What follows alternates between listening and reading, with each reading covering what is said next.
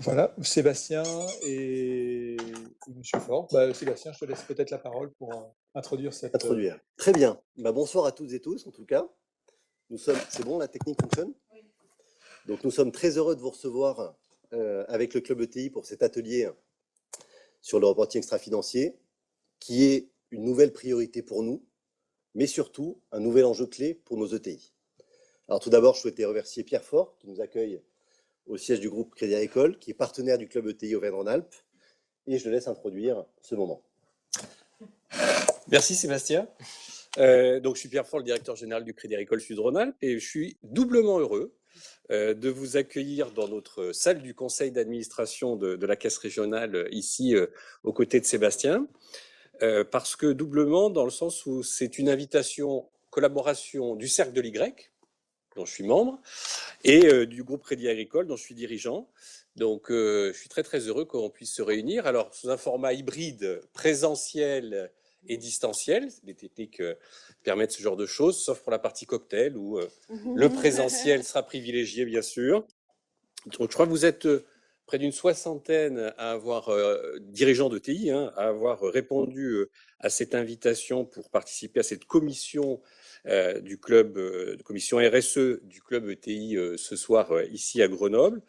Et il est clair que ce sujet du reporting financier comme nouvelle priorité pour les dirigeants de TI est majeur. Donc merci aussi à Benjamin Reboul qui est juste là en charge du pôle ETI au niveau du Crédit Agricole et qui animera, je crois, la soirée juste après, d'avoir organisé cette soirée. Nous accueillons deux ETI emblématiques de notre territoire avec leurs dirigeants qui sont présents. Donc Simon Coulier, qui est directeur financier de SAMC, et Xavier Séjourné, qui est DAF de Jackie Perreno. Merci à vous d'avoir accepté de venir partager vos pratiques.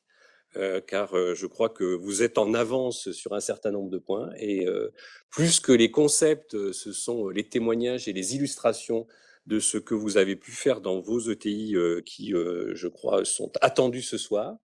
Et puis on aura également le plaisir de bénéficier des apports de Nathalie Sarel, qui est responsable finance durable dans le groupe Crédit Agricole. Je crois que l'idée, rassurez-vous, je ne vais pas rester plus longtemps à tenir le micro, c'est d'arriver à comprendre comment on peut capitaliser finalement sur ce qui peut apparaître en premier abord comme un travail supplémentaire. Quand on parle d'un reporting extra-financier, il y a déjà beaucoup de reporting à faire. Donc en quoi ce reporting extra-financier peut finalement nous permettre d'aligner l'accompagnement bancaire avec vos pratiques et vos ambitions RSE en la matière. Voilà, donc le programme me paraît très enthousiasmant, et je vous souhaite une très bonne soirée à toutes et à tous, et je repasse la parole à Sébastien. Merci Pierre. Donc en effet, comme vous le savez, les ETI, ce sont 5400 entreprises en France. Plus de 500 dans notre région, qui est l'une des plus dynamiques de France et d'Europe. Et les ETI, elles représentent un quart des emplois du pays. Et elles créent, c'est important, 70% de leurs emplois sur le territoire d'origine. Mais surtout, et si on est là ce soir, c'est qu'elles sont très engagées et qu'elles cherchent toujours à concilier performance économique et impact sociétal et environnemental. Alors, cette nouvelle directive CSRD dont on va parler ce soir, au terme un peu barbare, on peut la voir, il est vrai, comme une nouvelle contrainte réglementaire, et Benjamin va en parler comme telle, mais pas que. Pour nous, les ETI, on considère que c'est avant tout une nouvelle opportunité pour deux choses. Un, faire évoluer nos modèles d'affaires pour les rendre plus vertueux. C'est simple à dire, plus complexe à faire. Et deuxième chose, évaluer concrètement notre impact avec toujours, c'est le propre des ETI, une vision long terme. Donc la vision long terme, c'est bien, mais bien évidemment, on considère qu'il n'y a qu'en mesurant et qu'en s'évaluant régulièrement qu'on arrive à progresser. Je vais prendre qu'un seul exemple.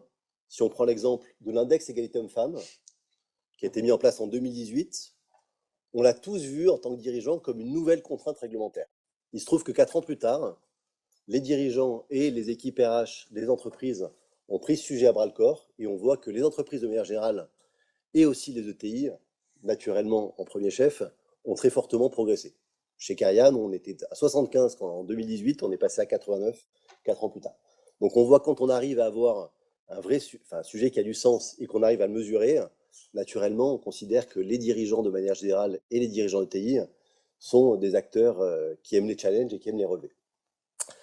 Mais pour ça, bien évidemment, si on veut avoir des résultats, il faut qu'on s'y mette dès maintenant. Et c'est pour ça que ce soir, on souhaitait, avec les meilleurs experts du groupe Crédit Agricole sur le sujet, que Pierre a présenté, mais aussi, et c'est important pour nous, d'avoir des témoignages concrets de très belles ETI du territoire, en l'occurrence SAMC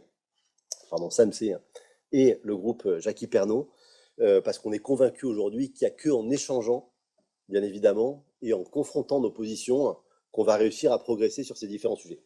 Donc on a, en tant que TI, des défis extrêmement importants à relever, notamment sur ces enjeux RSE, et c'est pour ça qu'on est là pour en parler. Et je vais laisser la parole à Benjamin pour se présenter, et puis commencer à rentrer dans le vif du sujet avant un échange qu'on espère le plus concret possible. Merci à vous. Merci Sébastien, bonsoir à toutes et à tous. J'ai été présenté, donc Benjamin Reboul, je suis absolument ravi d'être là. Je vais essayer de garder la partie contrainte, sous contrainte de temps, donc la plus courte possible, parce que vous avez tous envie d'entendre la partie plutôt sur les opportunités que représente ce travail de mise en place de reporting financier dans vos entreprises. Je vais néanmoins rappeler un petit peu peut-être le cadre des travaux qui ont lieu en cours, parce que c'est très actuel. C'est en ce moment que la Commission européenne est en train, via une commission spéciale, est en train de discuter des nouvelles normes. Voilà, alors du coup, peut-être on va lancer la présentation. Encore une fois, je vais aller vite, je dirais à dessein, parce que l'idée c'est de garder beaucoup de temps pour les échanges. Vous aurez le support, et dans le support qu'on vous transmettra, vous aurez un petit peu plus de détails, notamment sur les travaux en cours et les différentes réponses qui ont été apportées et qui vont, je dirais, augurer de ce qui va être normalement le résultat un peu définitif d'ici la fin de l'année et courant 2023. Alors, tu peux passer à la... Merci. Hop, encore un. Voilà. Alors, bon, là, on passe pas de temps là-dessus. Vous avez vu que quand même, globalement, ces réglementations sont faites de noms assez barbares, anglais. On les rappelle là dans la présentation. CSRD, juste Corporate Sustainability Reporting Directive. Et les autres, on va les voir au sein de la présentation, mais vous avez ça donc pour référence. Alors, les évolutions récentes, je pense que vous les avez tous globalement en tête. Ça a commencé en 2014 avec une première directive qui s'appliquait plutôt aux grandes entreprises, notamment aux entreprises cotées de plus de 500 employés. Ce qu'il faut voir, c'est que cette directive, déjà, elle a mis 3 ans. Elle était donc au niveau européen en 2014. Elle a mis 3 ans pour être déclinée avec ce qu'on appelle là le DPEF, que vous connaissez tous. Et ça a donc été décliné en 2017. 4 ans plus tard, donc la Commission européenne travaille sur une deuxième version, la fameuse CSRD, dont les objectifs principaux sont les suivants: c'est améliorer la communication, améliorer la fiabilité des données qui sont reportées, et donc améliorer globalement leur qualité. Les critères pour améliorer leur qualité, c'est rendre ces données comparables, donc choisir des unités, choisir des choses un peu plus objectives, plus comparables, pour pouvoir en élargir le spectre des entreprises concernées. Bon an, mal an, et on va le voir sur la slide suivante, bon an, mal an, ça devrait représenter à terme, à l'issue d'un plan progressif, 50 000 entreprises. On est sur une échelle européenne, hein, donc on est bien 50 000 entreprises à l'échelle européenne, ce qui va englober toutes les grandes entreprises, ce qui va englober toutes les ETI et une partie des grosses PME. Donc dans cette planche, vous avez donc ce que vous connaissez, ce qui est le scope du DPEF actuel, les entités notamment publiques de plus de 500 salariés, en scope obligatoire.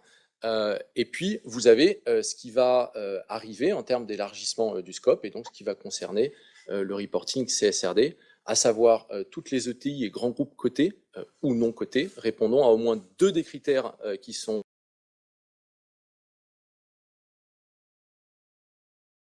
décrit ici, donc plus de 200 décrit ici, donc plus de 250 employés, plus de 100 millions d'euros de faire et 1 million d'euros.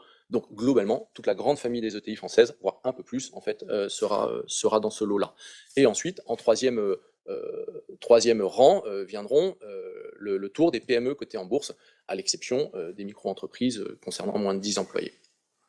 Si on regarde du coup sur la droite, c'est le calendrier de phasing de cette mise en place. Les dates que vous voyez, c'est les dates de reporting. Donc janvier 2024, c'est un reporting sur l'année 2023 et ça concerne les entreprises qui sont déjà soumises à la DPEF.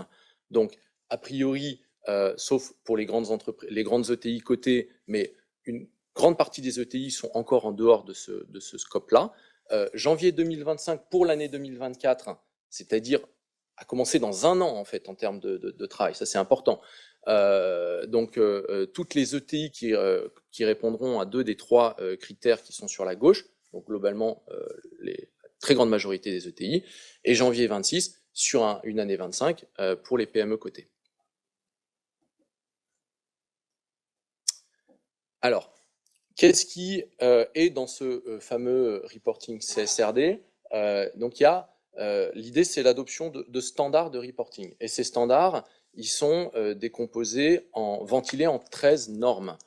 Ces 13 normes, elles ont été classées avec 2 normes transverses, un peu générales, et ensuite vous retrouvez bien évidemment le E, le S et le G, avec un accent un petit peu plus fort peut-être sur le E, donc plus en termes de décomposition. Vous avez 5 normes qui concernent le E, vous en avez 4 qui concernent le S, et 2 qui concernent le G de la gouvernance. Pas de surprise, je pense, dans les normes telles qu'elles sont travaillées. Et l'EFRAG, qui est la commission, le groupe de travail au niveau européen qui travaille sur ces aspects de reporting, ensuite, à l'intérieur de chaque norme, va définir un certain nombre de critères. Alors, bien sûr, on ne va pas tous les descendre. Soit dit en passant, l'ensemble de la documentation de l'EFRAG est publique et accessible publiquement, c'est important, je pense, de le savoir, y compris toutes les réponses. Donc tout ce qui a basé la rédaction de ce document, ou en tout cas une grande majorité, c'est de la donnée publique. Pas forcément accessible parce qu'il est un peu touffu, mais c'est de la donnée publique, c'est important, je pense, pour vous de le savoir. Donc on a juste pris un exemple là-dessus. Donc 2022, avril 2022, l'EFRAG remet un premier rapport à l'état de brouillon et il le soumet pour consultation publique. Dans un des exemples, on a pris celui du changement climatique, donc qui est la première norme du E de environnement, et donc l'EFRAG prévoit qu'il soit demandé la publication des émissions de gaz à effet de serre, scope 1, 2, 3, ainsi que la méthodologie fournie pour y arriver, la publication d'un plan de transition pour atténuer le changement climatique. Juste une seconde, mais je vais profiter de cet exemple-là pour poser une question à l'Assemblée présente. Excusez-moi, je vais profiter en tout cas de poser une question à l'Assemblée des présents pour savoir parmi vous qui a fait son bilan carbone et qui connaît les émissions, enfin en tonnes j'imagine, les émissions émises par son entreprise en scope 3. Pour les membres de la Convention de sur le climat, j'espère que vous allez lever la main. Ok, donc on voit qu'on est sur un sujet qui est essentiel. Et si on ne commence pas à mettre en œuvre le calcul de ces émissions carbone dès à présent, ça va être compliqué de le faire évoluer d'ici à début 2024. Et en 2025, le moment où on va les mesurer, il faudra naturellement qu'on ait progressé si on veut être satisfait, comme on l'est toujours, des états qu'on est à même de produire. Excuse-moi. Non. Nos amis qui sont pas dans la salle, t'aurais dû dire qu'on vient répondre.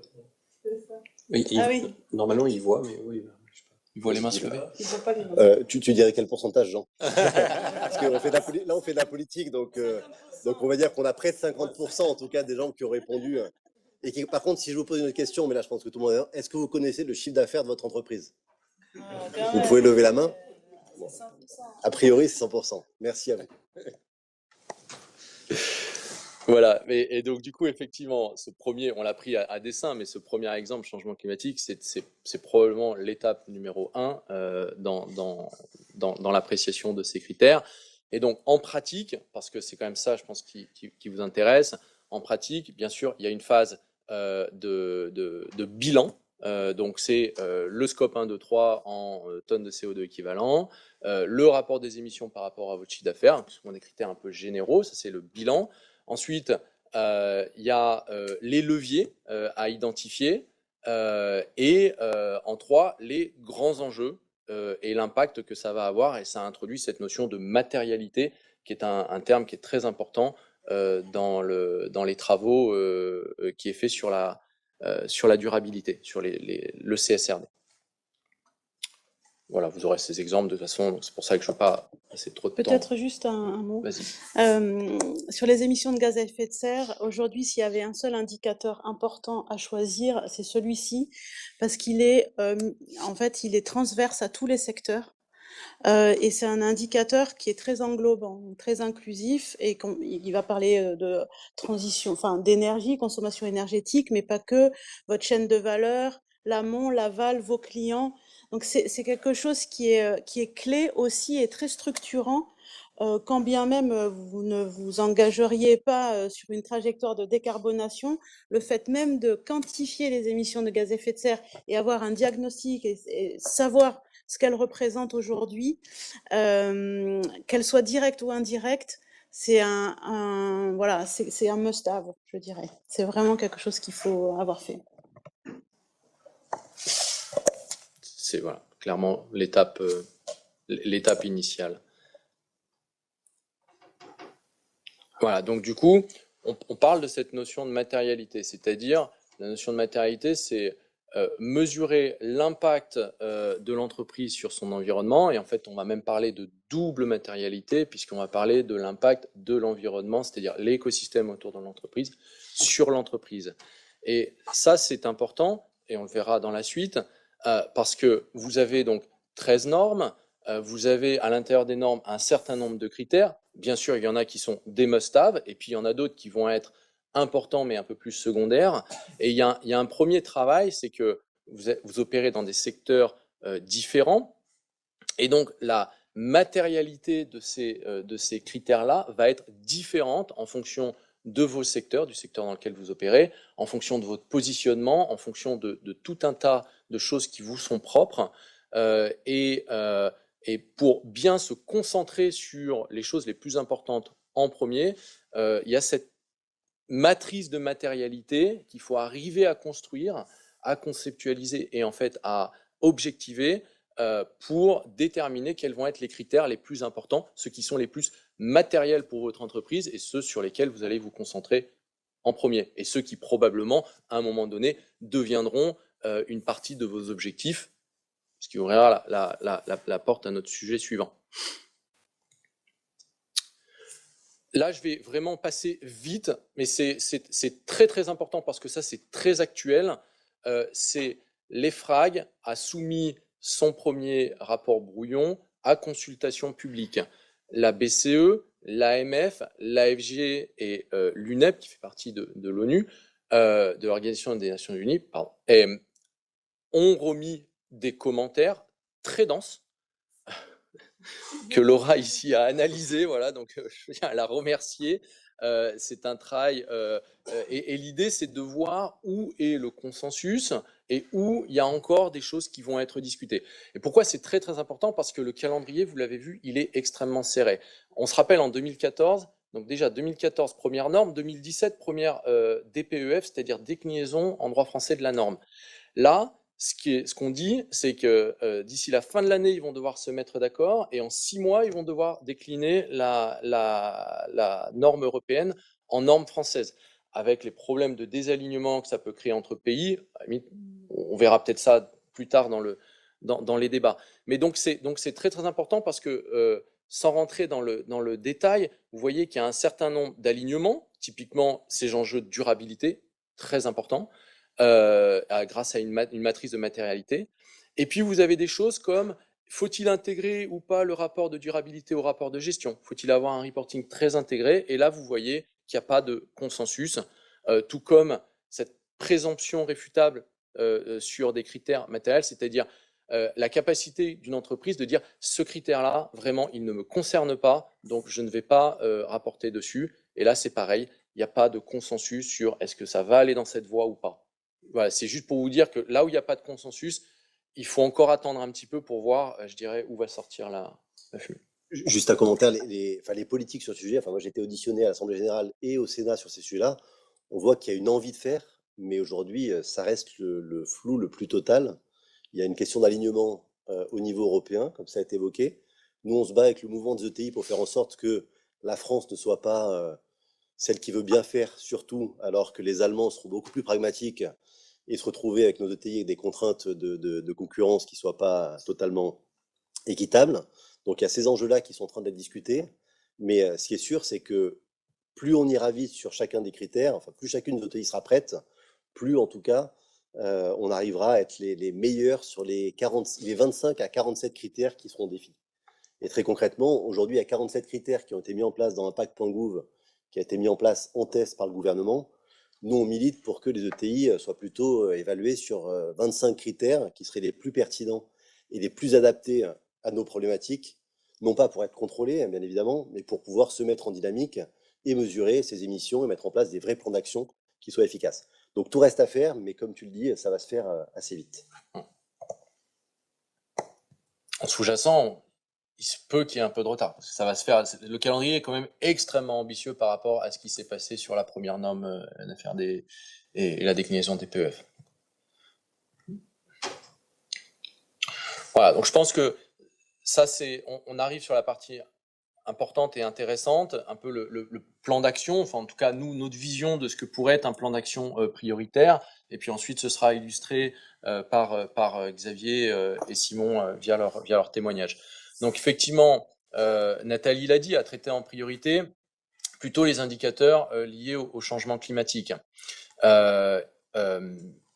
L'empreinte, voilà, les émissions, premier indicateur. Ensuite, et on en a parlé, cette définition de matérialité, là, pour commencer à prioriser et à vous concentrer vraiment sur l'essentiel. Et puis, il y a quelque chose qui est intéressant, c'est qu'il y a 14 PAI, les Principal Adverse Impact, qui sont déjà dans de la réglementation existante, qui ont, je dirais, fait leurs preuves et qui servent quand même un peu d'encre, de référence, et on les a un peu après dans la présentation, qui servent de référence, qui servent un peu de guide sur aujourd'hui ce qui est important pour la communauté financière. Parce que ce reporting-là, l'idée c'est que de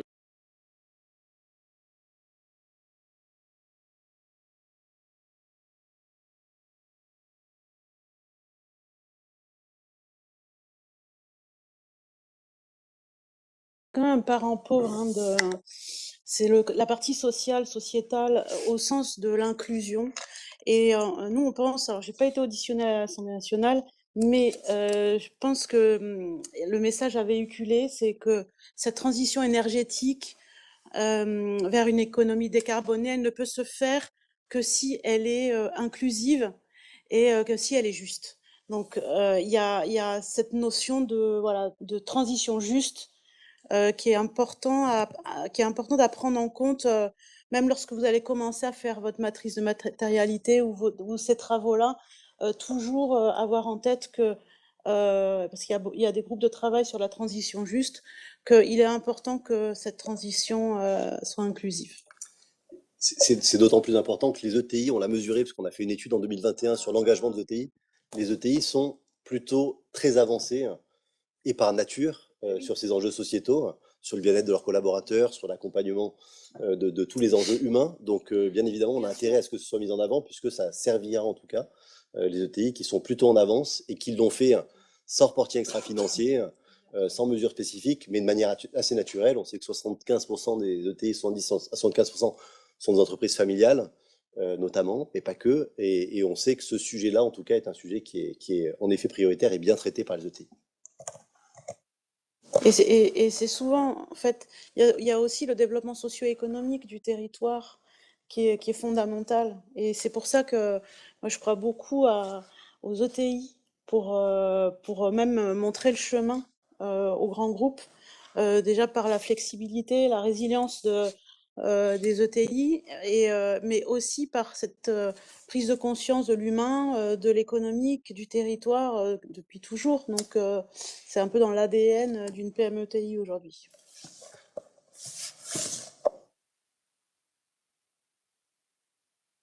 Alors du coup, peut-être pour finir sur cette partie-là, donc ça, ce sont les priorités. En termes de données à publier, ça prend la forme d'un modèle d'affaires, d'une stratégie. Ne pas oublier également le mode de gouvernance, c'est important, la manière dont votre gouvernance est impliquée dans ces sujets-là.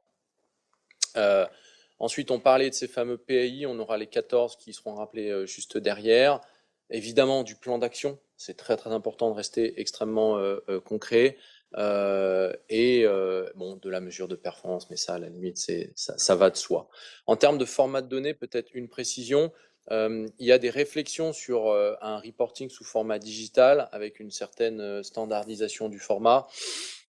Ça peut prendre un petit peu de temps. Donc voilà, mais en tout cas, c'est en réflexion. Et voilà, donc en attendant, vous pouvez, on le répète, d'ores et déjà réaliser votre bilan carbone, réaliser votre matrice en pensant à cette double matérialité, l'impact de votre entreprise sur l'environnement, l'impact de l'environnement sur votre entreprise, et la mise en place de vos indicateurs.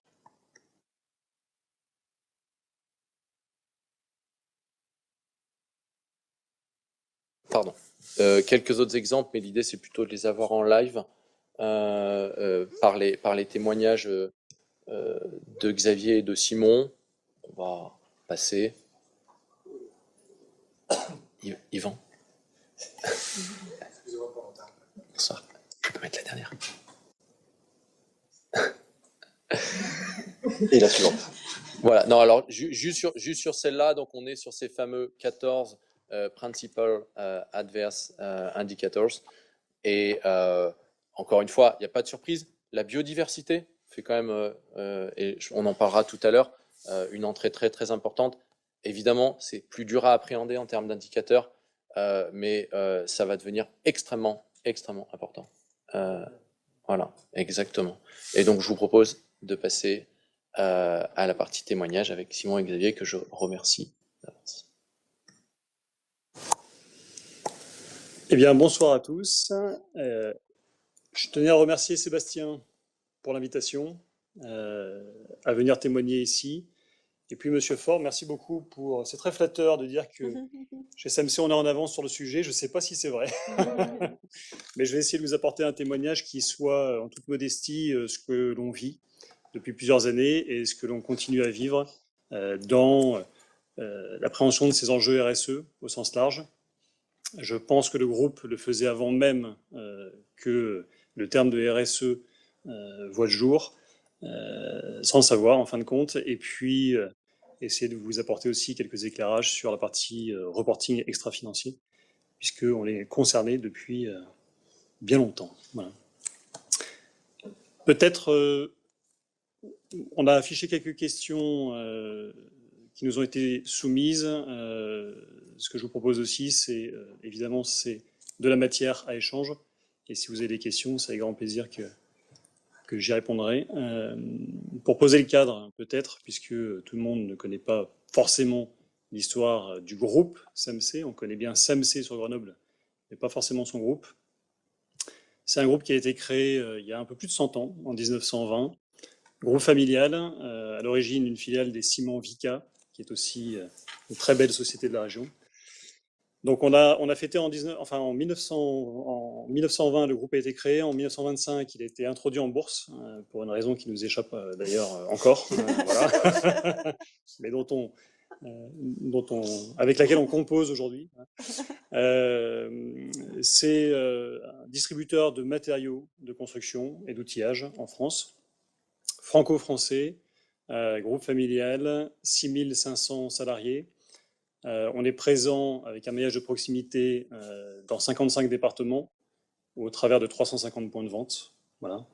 Et puis, SAMC, c'est une enseigne, mais c'est une des 26 enseignes du groupe, voilà, qui réalise en 2021 un chiffre d'affaires d'1,8 milliard. Voilà pour le... Et qui fait un bilan carbone, pour répondre à la question, sur les 3 scopes, et qui a 270 000 tonnes équivalent CO2 d'émissions. Le modèle d'affaires du groupe, je pense que pour moi, j'ai souhaité commencer mon témoignage par ça, parce que c'est ce qui vraiment m'a marqué depuis que je m'occupe de cette partie reporting extra-financier, c'est la définition d'un modèle d'affaires, qui est un outil très puissant, qui permet de resynthétiser en fait les enjeux au travers du groupe. Et pour nous, il est simple et à la fois complexe. C'est-à-dire qu'on est distributeur de matériaux, on est un négociant, hein. On achète et on revend. Et à la fois, on a un réseau, comme je disais, de proximité. C'est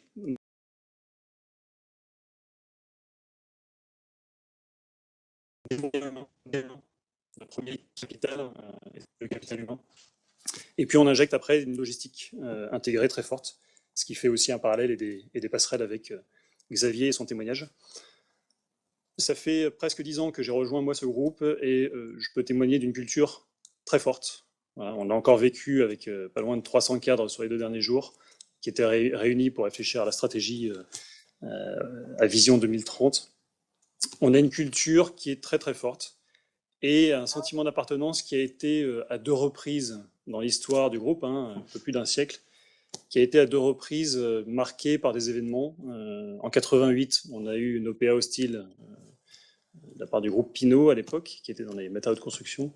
Et en fait, l'engagement des salariés s'est matérialisé par un rachat de l'entreprise par ses salariés pour faire face à cette OPA. Donc c'était déjà un premier élan vraiment d'engagement de tous les salariés sur le volet social, c'était très très fort. Donc c'est vrai que ce volet RSE, j'ai envie de dire qu'il a été abordé de manière naturelle, en phase avec les convictions de ses salariés, en phase avec les convictions de ses dirigeants, de ses actionnaires, qui, dès que De Gaulle avait permis de mettre en place la participation, l'ont mise en place, avec des indicateurs qui étaient liés à la performance de l'entreprise, et vraiment une notion de partage, c'est-à-dire que chacun était intimement contributeur de la performance de son agence, de son enseigne, de sa région et puis du groupe, et pouvait en retirer les bénéfices au travers de ce mécanisme. Voilà. Donc les valeurs du groupe, j'en parlais, on a 3 grandes valeurs qui sont l'autonomie, l'engagement des salariés et puis le partage du savoir, de l'avoir.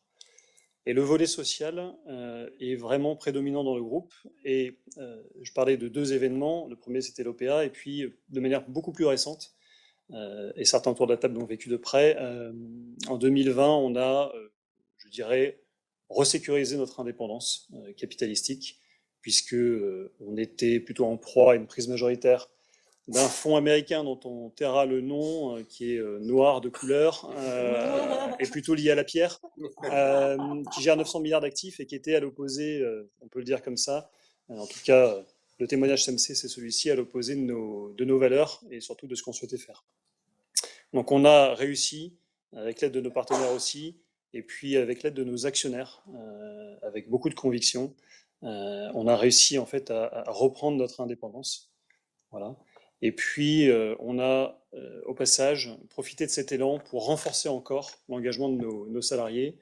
Et aujourd'hui, on a 75% des salariés qui sont actionnaires à différents niveaux, mais ils sont actionnaires et ils détiennent 22% du groupe, ce qui est quand même assez atypique. Voilà.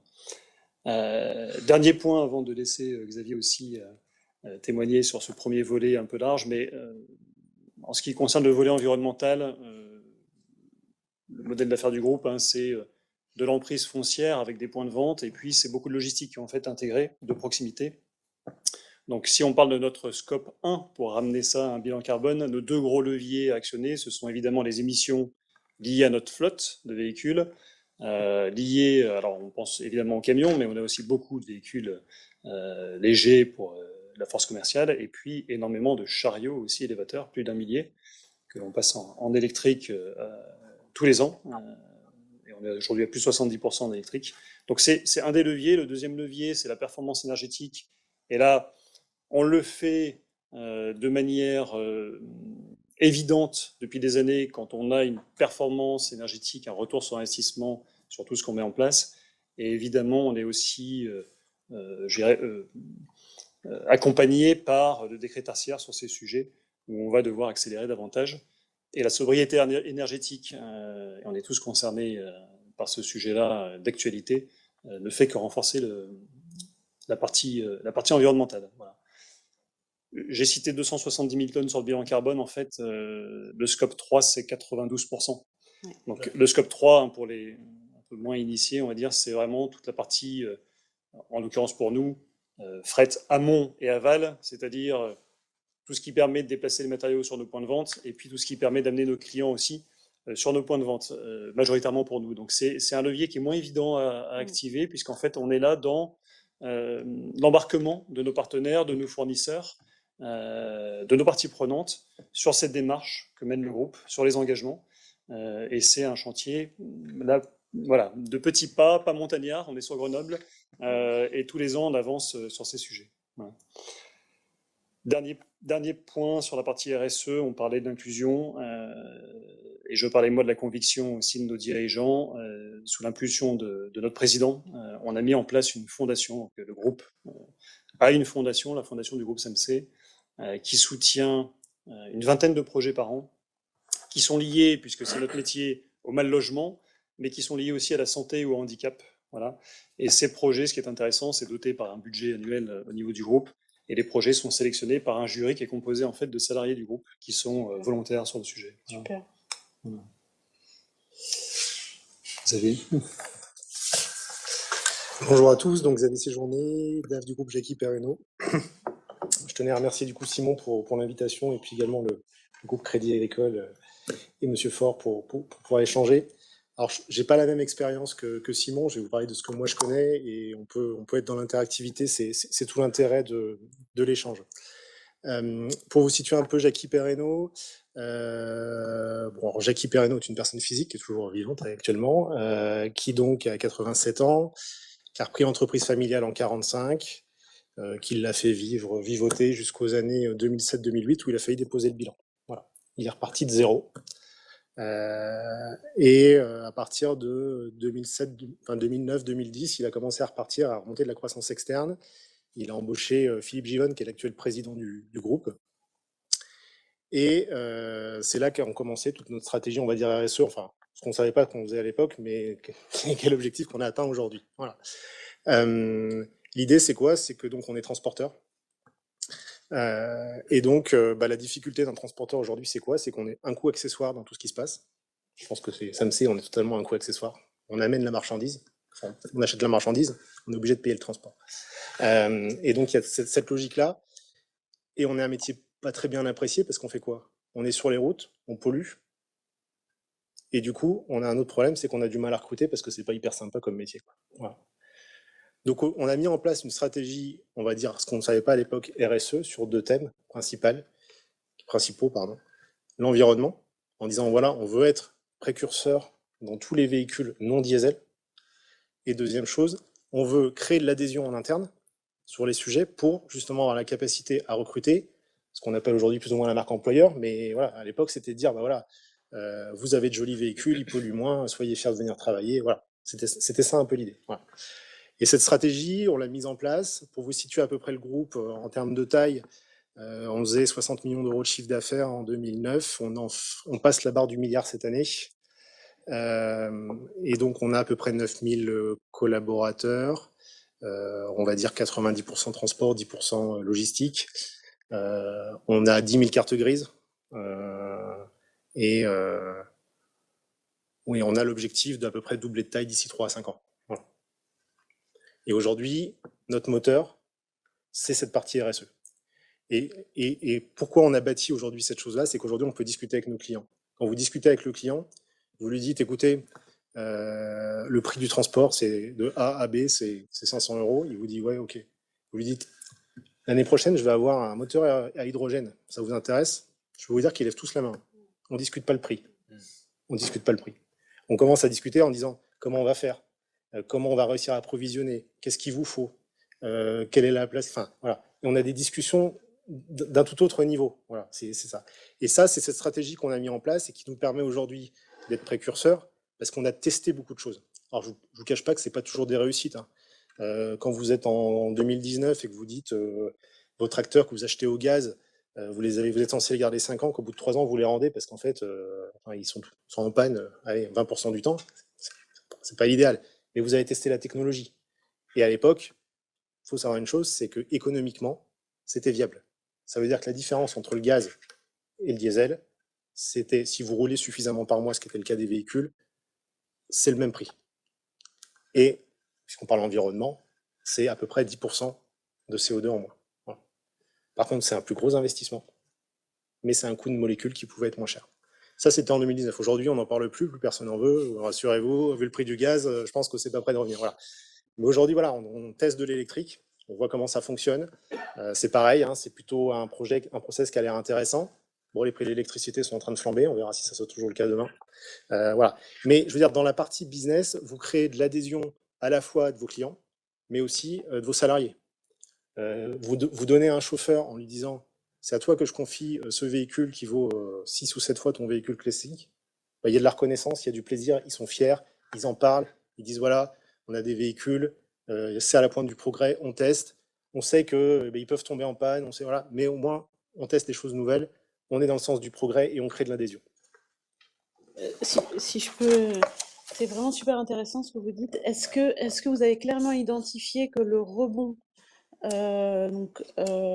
de 2008 à 2018 est vraiment lié, donc on dépose presque le bilan, et on est à 60 millions d'euros de chiffre d'affaires, et le passage à 9000 salariés, et 1 milliard d'euros, est-ce que ce shift-là, ce rebond, il a vraiment été clairement identifié par ces deux leviers, le côté environnemental et le côté plaisir, adhésion des salariés, marque employeur? Alors, ça s'est fait au fur et à mesure. Là, j'ai fait une simplification parce qu'effectivement, voilà, c'est 15 ans, donc c'est un peu facile à Ouais. résumer comme ça. Ma vision, c'est effectivement que ça a joué beaucoup. Nous, on a un slogan, un slogan qu'on utilise, c'est notre chauffeur, c'est le meilleur. Ça veut bien dire que l'homme est au cœur, voilà. L'homme est au cœur de la stratégie de l'entreprise. Et on sait que quoi qu'il se passe, on sera toujours dans cette logique-là. Voilà. Donc c'est vrai que pour nous, voilà. Donc après, pour revenir un peu au sujet, on va dire un peu, voilà, c'est qu'un jour, Jackie Perreno, son âge faisant, qu'aujourd'hui il a 88 ans, on a décidé de céder le groupe à l'entrée de fonds d'investissement il y a 2 ou 3 ans. Et donc là, quand ils sont arrivés, ils nous ont dit, bah, c'est bien tout ce que vous faites, il va falloir commencer à l'écrire. Bon. Alors là, arrive la phase un peu moins drôle, mais du coup qu'il faut faire. Et donc, bah, on a mis en place notre fameuse matrice de matérialité. Et d'où l'intérêt de bien choisir ses parties prenantes. Je pense que c'est vraiment important d'avoir des clients, des fournisseurs clés, des financeurs clés, voilà. Parce que c'est vrai qu'aujourd'hui, alors j'ai entendu un autre discours que ce que je connaissais, mais c'est vrai que pour un banquier, vous avez l'impression que la chose qui les intéresse le plus, c'est le CO2. Après, le reste, bon, si vous en parlez, c'est bien, mais bon, si vous avez votre CO2, déjà, c'est pas mal, quoi. Voilà. Alors qu'au final, on se rend compte que c'est plus complexe que ça. Et c'est vraiment, voilà, cette stratégie, on l'a mise en place, on l'a formalisée. On a des résultats aujourd'hui par les notations extérieures. On a eu le plaisir d'avoir la médaille d'or EcoVadis il y a 10 jours, donc on en est ravis. Voilà, on a eu à peu près 70 sur 100. Il y a 3 ou 4 ans, on était à 42. Bon, on n'est pas forcément meilleur qu'avant, hein. On a juste appris à formaliser. Voilà. D'où ce qu'on échange là aujourd'hui. C'est vrai que c'est un gros boulot, mais derrière, ça donne des résultats. Et voilà, c'est vraiment intéressant pour le groupe. Est-ce que vous pourriez l'un et l'autre, en une phrase, nous expliquer comment vous avez mis en place votre reporting extra-financier et quelle est la principale difficulté que vous avez rencontrée?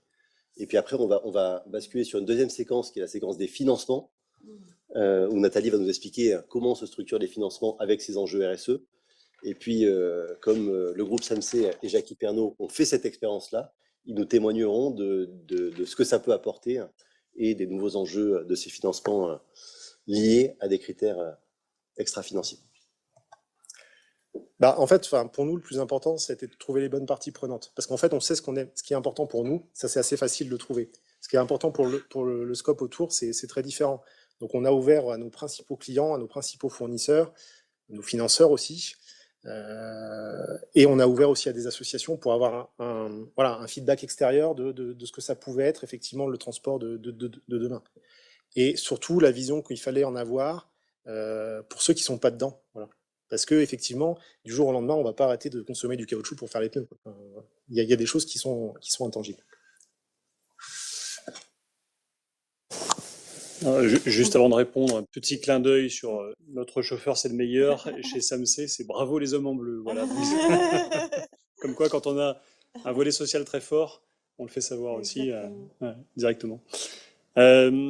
chez nous, en fait, le groupe CMC est soumis à la DPEF. On est coté en bourse, on a dépassé tous les seuils, évidemment.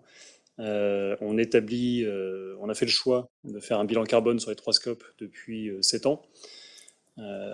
C'est la mise en place du reporting avant la DPEF, j'ai oublié le nom, mais en fait, c'est un parcours de progrès continu. C'est-à-dire que, comme disait Xavier au début, c'est assez douloureux, on va dire. C'est un exercice qui n'est pas évident, qui part d'une conviction de la direction aussi. Il faut y donner beaucoup de sens.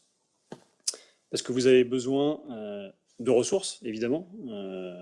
Il faut quand même qu'il y ait des personnes qui soient responsables de cette partie-là.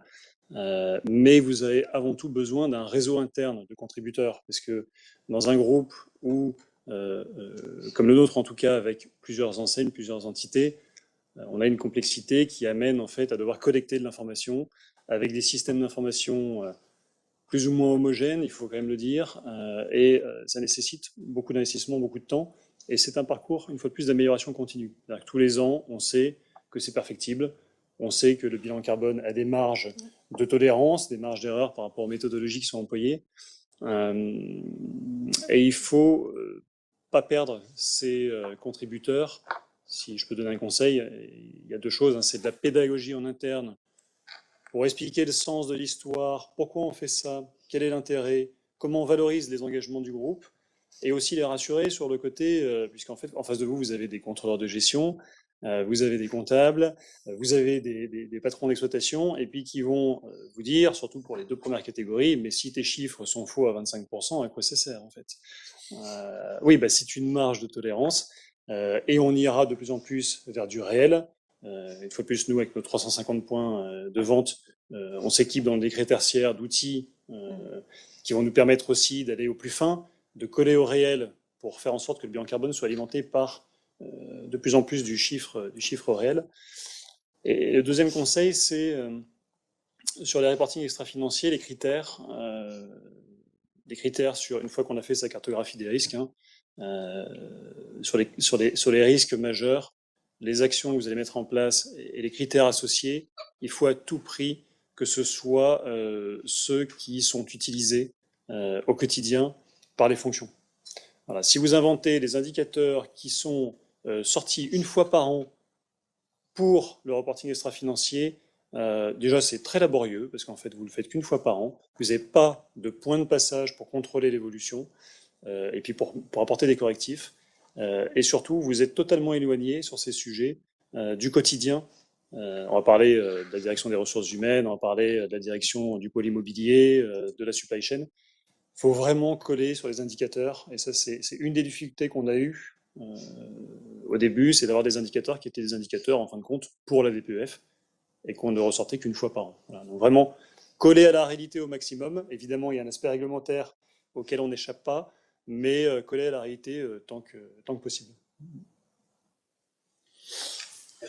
Merci Nathalie, on te laisse peut-être aborder le sujet de l'opportunité d'intégrer l'ESG dans les financements. Merci. Peut-être passer sur la page suivante. Oui, alors il y a un lien quand même entre cette partie réglementaire et puis finalement la vraie vie. C'est, comme on le disait, c'est une contrainte. En fait, c'est pour nous, c'est une vraie opportunité. C'est une opportunité à plusieurs titres. Déjà, faire valoir les missions, les valeurs de l'entreprise. On peut le faire au travers du reporting extra-financier. On peut le faire aussi au travers de financement. Et c'est un canal de communication qui est assez incroyable. Je pense que les 2 entreprises pourront le témoigner. Et on en parlera tout à l'heure, mais on a souvent vu des grands groupes ou des régions, la région Île-de-France avec qui on a travaillé pendant plusieurs années, nous ont dit première obligation verte, mais c'est trop compliqué, le premier reporting, ça nous a pris un temps fou. Et ça a embarqué, ça a permis, ça a donné beaucoup de travail à toutes les équipes de la région. Et en fait, lorsque ils ont sorti leur premier reporting, ils ont fait leur émission, bien sûr, d'obligations vertes. Ils ont eu énormément d'investisseurs institutionnels français, mais aussi étrangers. Donc, ils ont vraiment diversifié leur base d'investisseurs. Et à l'occasion de leur premier reporting, ils ont fait une visite de sites de projets qui ont été financés par leur Green Bond. Donc là, en l'occurrence, c'était des travaux sur une ligne de métro, une nouvelle ligne de métro, la ligne 14, je crois, c'était il y a quelques années. Et en fait, ils ont invité ces investisseurs qui sont venus rencontrer les hommes sur le chantier. Et les questions étaient extrêmement techniques, vraiment dédiées à ce projet-là. Et les retours qu'on a eus des ingénieurs et des ouvriers,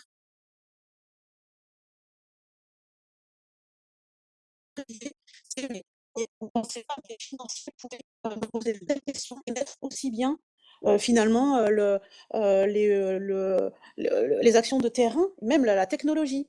Il y avait des questions vraiment sur la technologie. Et ça a été vraiment une prise de conscience pour nous sur le fait qu'on réconcilie un peu les deux mondes, le monde de la finance et du développement durable à partir de ces instruments.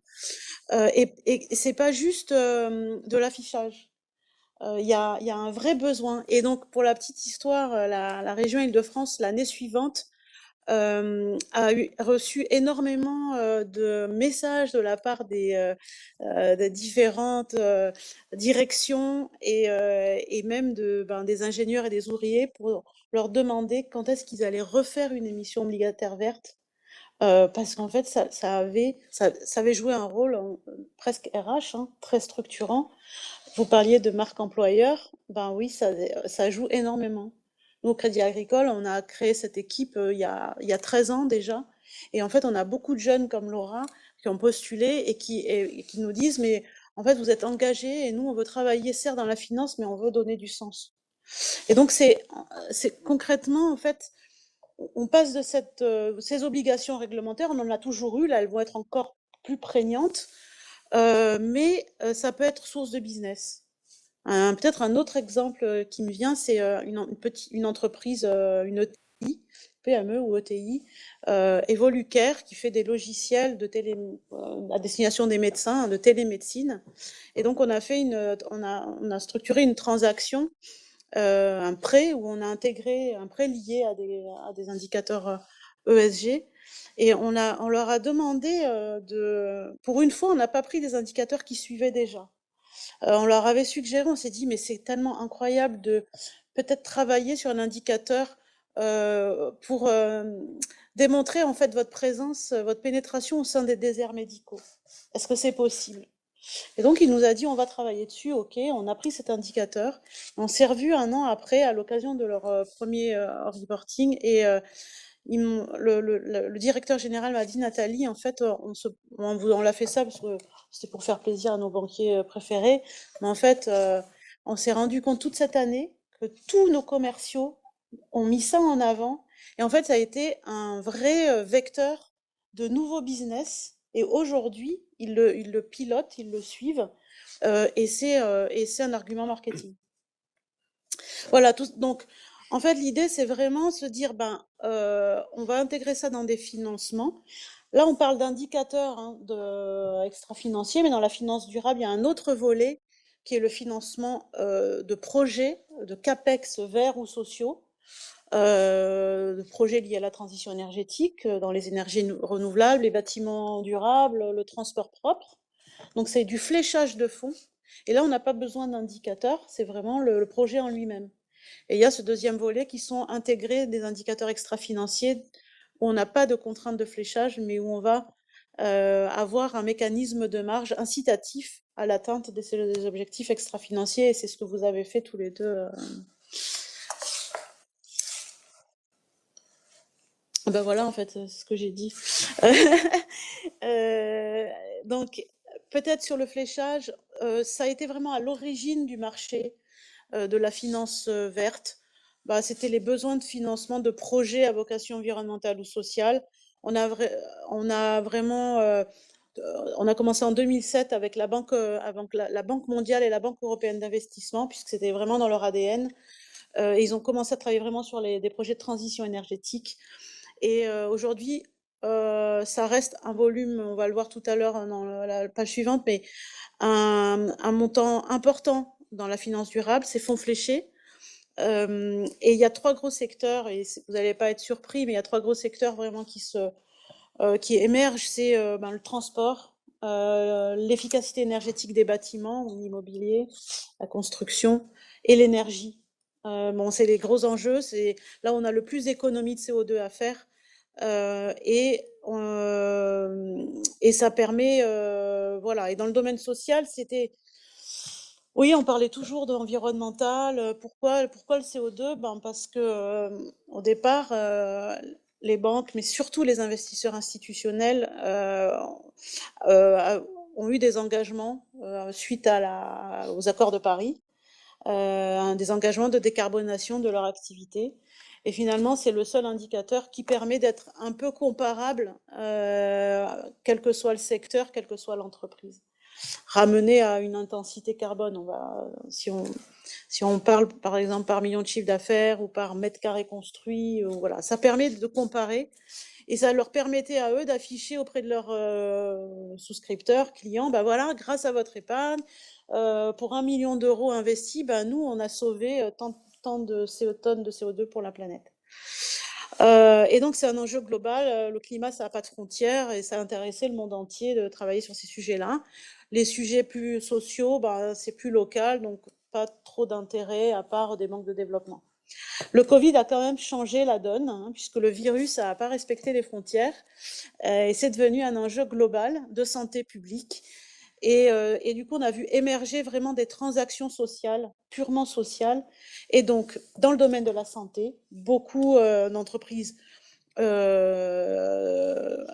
alors des grandes institutions comme l'UNEDIC, la CADES, parce que le Covid, et donc il fallait travailler avec l'État justement pour agir, avoir un impact, mais aussi des hôpitaux, des EHPAD, du logement social. Voilà, c'est ce qu'on voit le plus dans la partie sociale, mais il y a aussi l'éducation, la santé, je l'ai dit, et l'éducation également. Tout ce qui est donner accès à des biens et services essentiels à des populations cibles, donc des populations, soit des jeunes, soit des personnes âgées, la silver economy, ou des personnes qui ont des bas revenus. C'est un peu ça l'esprit. Néanmoins, il faut avoir des CAPEX, il faut avoir des investissements, et on a laissé sur le bord de la route beaucoup d'entreprises qui n'avaient pas assez de CAPEX, mais néanmoins des stratégies RSE qui tenaient la route. Et donc, on a mis en place un nouveau type d'instruments, c'est ces instruments de financement indexés sur des indicateurs de performance extra-financiers.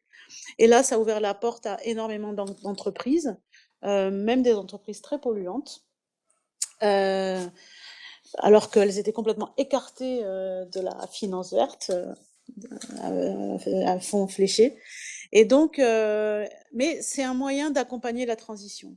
Si on écarte complètement les entreprises très polluantes, finalement, c'est très incitatif comme instrument, mais il faut que ce soit structuré selon les meilleurs standards, à savoir avoir des indicateurs matériels, donc d'où la matrice de matérialité. Il faut qu'ils soient mesurables, quantifiables, que vous puissiez les piloter chaque année.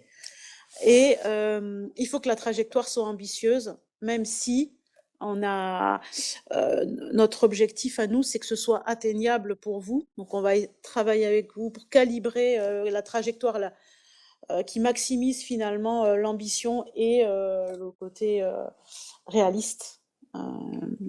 Voilà, mais c'est peut-être... Ouais, pour ce qui est des ETI, nous, on est convaincus que l'investissement et le financement, c'est naturellement ce qui drive la stratégie d'entreprise. Donc, on pense que c'est vraiment un des bons leviers pour pouvoir traiter ces enjeux-là. Donc, ce qui sera intéressant maintenant, c'est que Simon et Xavier nous expliquent ce que vous avez monté ensemble au sein du groupe Crédit Agricole sur, dans quel contexte avez-vous mis en place ces financements? Quel est votre retour d'expérience? Et puis la dernière question qui est essentielle, c'est qu'est-ce que la mise en place de ces indicateurs RSE a changé en termes de donnes pour vos entreprises? On l'a mis en place, nous, en 2020. Évidemment, lors de la reprise de l'indépendance dont je parlais, on a fait appel à nos partenaires financiers pour structurer une dette qui permettait de racheter 20% du capital du groupe. Et on a été accompagné à cette occasion-là par la mise en place justement de critères RSE et on va dire d'une incitation de la part du pool bancaire à valoriser les engagements du groupe. On a réfléchi avec nos partenaires à quels critères on pourrait mettre en place. Et c'est vrai que, en fait, comment vous choisissez, puisque en fait, on en a plusieurs qui sont à notre disposition. Soit on prend ceux qui sont existants, soit on part dans des pistes un peu plus inconnues. Tout dépend de votre maturité et puis aussi de ce que vous êtes prêt à mener en interne, puisqu'une fois de plus, il faut de la ressource. On l'a mis en place à cette occasion-là, 2020, donc on est en 2022. Le recul aujourd'hui, alors on a mis 3 critères en place, sans dévoiler de secret, mais on a mis en place un critère qui est lié à la performance de notre flotte, évidemment, parce que pour nous c'est le volet environnemental qui est très fort. On a mis en place un critère qui est lié au volet social, et on a mis là en place un critère de création d'emplois durables en France, puisqu'on a 95% de nos salariés qui sont en CDI, et que tous les ans on progresse dans ce sens-là. Et puis, on a mis en place un critère beaucoup plus générique, qui est une notation extra-financière d'un organisme indépendant. On l'a fait comme ça, et ce que ça a changé dans la relation, en fait, quelque part, on a de nouvelles attentes. C'est surtout ça, en fait, de nouvelles attentes par rapport à nos partenaires bancaires, à la fois pour réaliser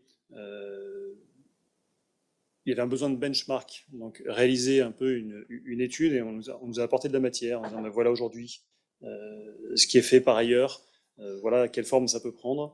Et puis ce qu'on fait ce soir aussi, c'est-à-dire que quand vous vous lancez dans ça, vous avez besoin d'être alimenté par vos partenaires sur les évolutions de la réglementation. C'est pas toujours très lisible, hein. Une ETI n'a pas toujours les compétences en interne nécessaires pour pouvoir faire cette veille réglementaire, pour décortiquer tout ça. Donc des attentes sur la partie évolution de la réglementation, et c'est tout l'objet de ce qu'on fait ce soir. Et puis des feedbacks sur les évolutions, c'est-à-dire que c'est vraiment un partenariat. On sait aussi s'adapter. Je pense que ce qui est important dans cette relation-là, c'est d'avoir un échange. Une fois de plus, on a un critère sur la partie flotte de véhicules. Quand vous êtes tout d'un coup dans des marchés très tendus avec des pénuries, qu'est-ce qu'on fait? Comment on discute en bonne intelligence? Donc tout ça, c'est très important.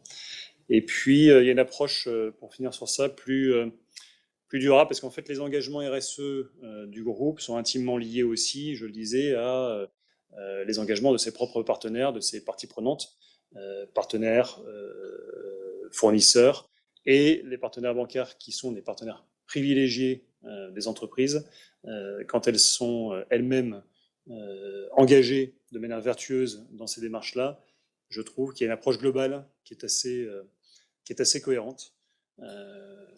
Donc voilà, oui, le contexte est celui-ci, et avec le peu de recul, 2 ans, mais les témoignages que je peux apporter. Mais juste une question concrète, c'est-à-dire qu'est-ce que vous y gagnez à avoir ces critères en place, d'une part, qu'est-ce qu'on y gagne, qu'est-ce que vous gagnez si vous réussissez vos objectifs, et qu'est-ce que vous y perdez si vous n'arrivez pas à les atteindre? On a dit qu'on parlait pas de prix. Non, mais je parlais pas, c'est une question ouverte. Une attente très forte, on va faire du très concret, parce que c'est un bon levier aussi en interne, je ne l'ai pas dit, mais pour pouvoir rendre plus concret et tangible les engagements RSE auprès de certains interlocuteurs qui sont plutôt, comme tu le disais, orientés sur, oui, bon, ok, mais combien, quoi. Voilà. On est parti sur un système de bonification. Voilà, pour accompagner ça avec un effet sur la marge, en fonction des atteintes des critères, système de bonification en fin de compte sur le coût du prêt. Et est-ce que c'est un incentive qui marche avec 2 ans de recul? Faut pas le faire pour ça. Oui, exactement. Faut pas le faire pour ça. C'est quelque chose qui permet en interne, une fois de plus, de valoriser ce que vous faites déjà, ce que vous faisiez, ou ce que vous améliorez, ce que vous développez. Mais si on vient chercher un retour sur investissement, il faut le chercher ailleurs. Merci. Dans notre cas de figure, on est plus récent que ça, puisque nous, on était en LBO en 2020 et on a eu la possibilité de refinancer notre dette en 2022, après 2 années plutôt réussies, et donc se poser la question de remettre une dette senior sur le dossier. Comme c'était du pur refinancement, nos amis banquiers étaient moyennement motivés. Faut le dire comme c'est, voilà. Si ça vous fait plaisir, on va vous accompagner, ok.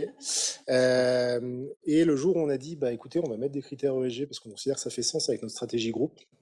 Alors là, comme par hasard, le tour de table, il a été bouclé en 2 heures, je crois. Non, mais ça a vraiment été un accélérateur. Et on est venu nous dire, oui, mais moi, je peux pas en mettre assez. Donc voilà, enfin, il y a un effet, genre l'argent est magique, quoi. S'il est vert, voilà, alors qu'il n'est pas plus vert, hein, dans un cas comme dans l'autre, hein. C'est juste la méthodologie qui change. Voilà. Alors, nous, on est très lean management, on a été très à la facilité et on a pris des sujets qui nous parlaient. Donc, on a pris 2 critères. On est sur la même logique de bonification. Un critère d'agence de notation, puisqu'on se faisait noter tous les ans, on s'est dit, bah, écoutez, autant que ça a une conséquence, l'idée, c'est d'avoir pas plus de travail, hein. Parce que c'est suffisamment chronophage. Et le deuxième point, c'était sur la mise en place d'un nouveau process. Et donc là, on arrive à la fin de l'année, la première année, et on se rend compte que le nouveau process, il n'est pas applicable. C'est un process américain et qui colle pas avec le transport aujourd'hui. Donc là, la semaine dernière, j'ai appelé 2 amis du LCL et je leur ai dit, bah, écoutez, j'ai un souci. Voilà ce qu'on peut faire. Ce critère-là, je pourrais jamais l'atteindre. Donc il faut qu'on rediscute et qu'on trouve d'autres critères. Donc on est en train de rééchanger sur des critères, parce que là, c'était un critère environnemental, très, très axé CO2. Et l'idée, c'était de dire, bah, écoutez, c'est simple, il faut que vous réduisiez de, je sais plus si c'est 35 ou 40% votre CO2, ok. Sauf que comme nous, on est quand même sur un métier de croissance, bah, revenir à notre situation d'il y a 2 ans, avec la croissance qu'on envisage, c'est, pour faire simple, c'est diviser par 4 ou par 5 notre CO2.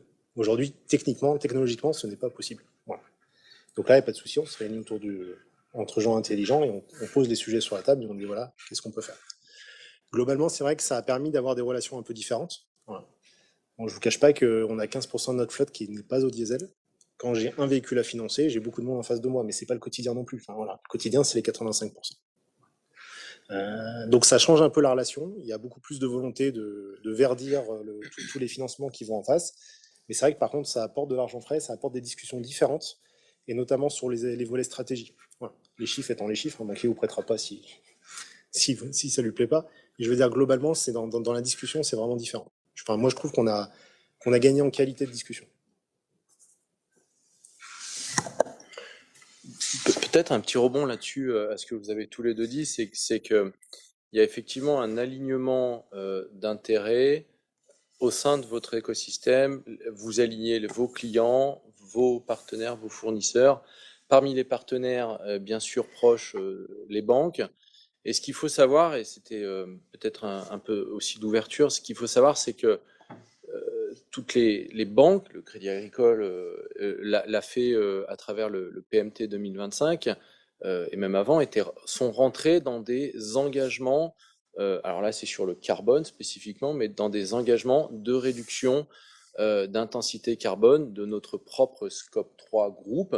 Ce qu'il faut savoir, c'est que pour vous, le Scope 3 doit globalement être dans les 90% des émissions totales. Pour un groupe bancaire, le Scope 3, qui est représenté par les émissions financées, en fait, c'est-à-dire les émissions de vous, nos clients, le Scope 3, c'est 99% du bilan carbone d'une banque. Et je pense que globalement, ça doit être à peu près peu ou prou la même chose pour toutes les banques en proportion. Et donc du coup, par rapport aux engagements qui sont en train d'être pris, donc le groupe a annoncé des engagements sur 2 secteurs spécifiques et d'ici la fin de l'année, on aura 5 secteurs supplémentaires sur lesquels on annonce des engagements, soit en termes de CO2 absolu, soit en termes d'intensité carbone. Ces engagements visent à aller vers la neutralité carbone en 2050 avec beaucoup de jalons de points de passage. Et ces engagements-là vont créer déjà un alignement naturel d'intérêts par rapport aux propres engagements que vous allez prendre, parce que comme 99% de notre bilan carbone, ce sont des émissions financées, très rapidement, nous allons, comme d'autres banques notamment françaises, qui sont quand même à la pointe de ces sujets-là dans le monde, clairement, nous allons très rapidement mesurer l'impact de nos financements et de l'ambition des clients qu'on finance par rapport à notre propre ambition. Voilà. Je m'arrête là parce qu'après ça devient, vous imaginez quand même les enjeux, voilà, à l'échelle d'un groupe comme le Crédit Agricole, mais il y a clairement un alignement d'intérêts. Il existe déjà aujourd'hui et il faut avoir en tête qu'il sera beaucoup plus fort demain. Mais, juste, je rebondis sur cet élément. Enfin, ce que tu évoques là, l'alignement, il est hyper intéressant, mais il soulève de nombreuses questions parce que je discutais avec un ami dirigeant d'ETI qui a une grosse structure de transport qui me disait, bah, est-ce que je serai financé dans 10 ans?